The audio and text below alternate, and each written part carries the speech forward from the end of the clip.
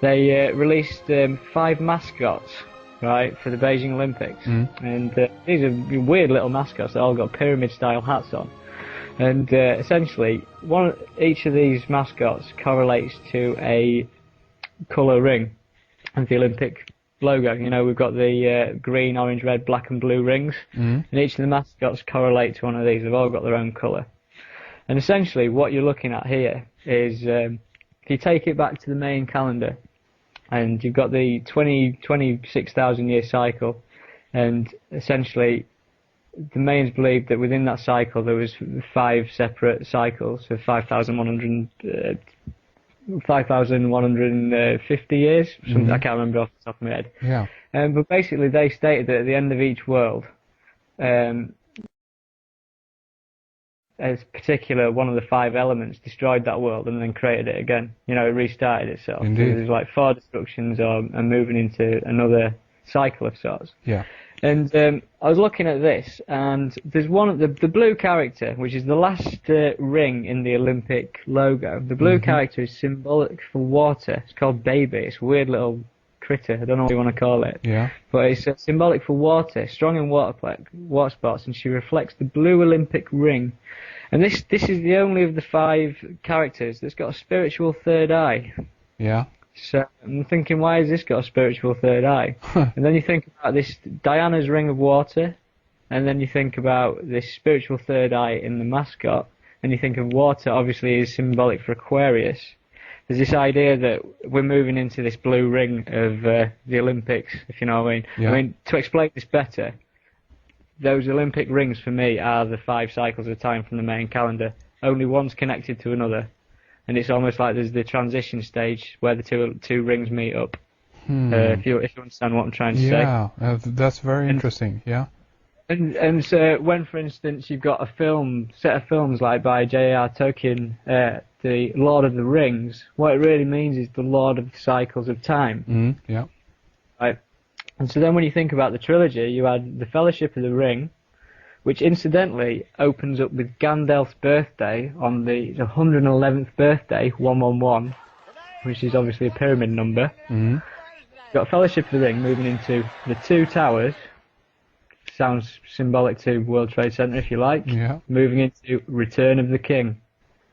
Same thing, they're on about buying us into another messianic prophecy. So, do you know what I'm saying about this symbolically ring cycle thing? It's all basically insinuating that throughout the cycles of time, something has had control of everything.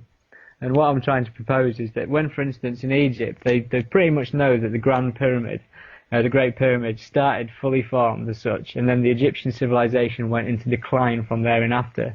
All the pyramids that followed it were in like disrepair. They don't stand the test of time, if you know what I mean. Yeah. And obviously, everyone believes that preceding or before that, there was obviously the Great Flood of sorts. You know, potential like the Great Flood, which essentially came after the destruction of Atlantis. So what I don't know too much about Atlantis myself, except it's supposed to be a highly technological, like, you know, civilization of sorts. Indeed. But if you think about these cycles of time, Atlantis was destroyed.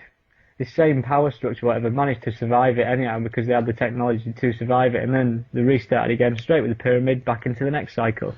Well, there you go, and I think that's an extremely interesting point because to some extent we can, I mean, to some extent we can say that we are in kind of, to some extent we can say that we are in kind of that technological advancement, as it were, right now, and we're also kind of approaching it. It's the speed up of the thing, and it's like, you know, we're going to be like at the peak of our, you know, civilization, as it were, or whatever you know we want to call it. And I think at, you know, basically at the same time as everything is, you know, the technological singularity, call it what you will, this kind of the high point of our achievement.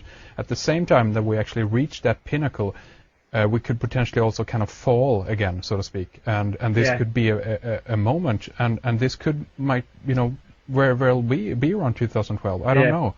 I mean, where I can take this now after this, I mean, I've covered the cycles. I could pretty much, pretty much tell you what the religion of the New World Order is as well. Okay, okay. If you want to know that. I'd love to, share with us, please. Well, basically, if you're reading Revelations, chapter 11, verse 12, now a great sign appeared in heaven, a woman clothed with the sun and the moon under her feet. Remember the moon because that's symbolized with Isis. And on her head a garland of 12 stars, like the 12 stars of the EU flag. But basically, in Revelations, it refers to the breaking of the 7 seals. Right. In the main prophecies for Chilam, a high priest, in 1560, there was a prophecy written about the arrival of Christianity and the arrival. This was like the end of the main calendar prophecies of sorts. And he said, "There the masters of our souls arrived. There the counties were distributed to their chiefs.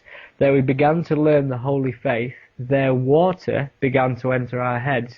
There were laid the foundations of the high church, the palace of God. There the principle of the 7 sacraments were founded." So 7 again, 7 seals in Revelation, 7 sacraments in the main prophecies. And I do Reiki, so I know what there's 7 of, and there's 7 chakras. 7 sacraments, 7 chakras, same word, same thing to me. Yeah.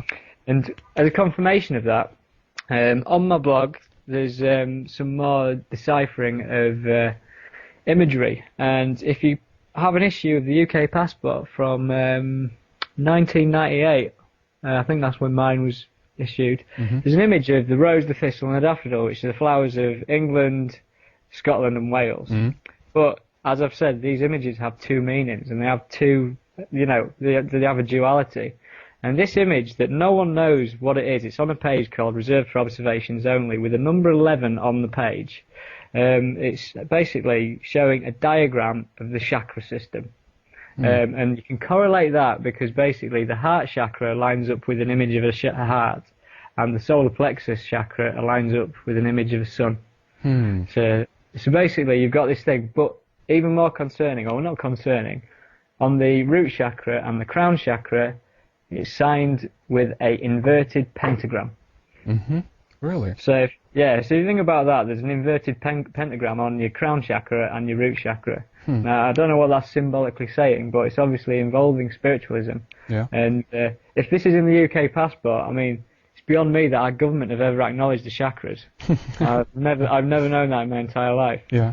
But as a further proof to the New World Order religion is going to be based on spirituality, the Tibetan flag. I don't know if you've seen this. I've recently picked this up myself because of all the kerfuffle with the Olympic torch and the Dalai Lama and everything. Yeah. Basically, it's become pretty apparent that the Free Tibet movement was funded by the CIA. Because it was a way to rise up against China. But essentially, like, ignoring that, if you look at the Tibetan Buddhist flag, or the Tibetan flag that they used from 1912 to 1950, which is banned by China now, if you look at that, it depicts what is a mountain, but it's not a mountain, it's a pyramid. And at the top of the pyramid is a sun. Right? So essentially you've got a pyramid with an all-seeing eye on the banned Tibetan flag that the Tibetan Buddhists used to represent themselves. So what is that saying about Tibet in 1912 to 1950 when they used that flag? It's almost like it's a blueprint for, the New World Order's religion of sorts, based on meditation, spirituality, chakras, and, all that goes with it.